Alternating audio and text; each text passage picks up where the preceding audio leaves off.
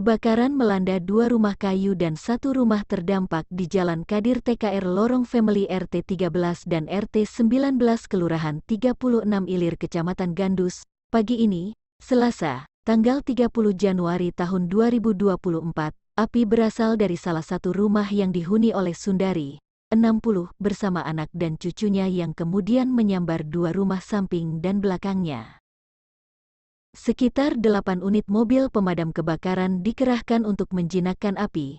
Si jago merah sudah padam sekitar pukul 9 waktu Indonesia Barat, dan tidak ada korban jiwa. M. Taufik, 58, salah satu korban yang rumahnya kebakaran mengatakan ia mengetahui kejadian berawal ketika sedang hendak beraktivitas seperti biasa kemudian terdengar teriakan dari anak-anak Sundari, tetangganya.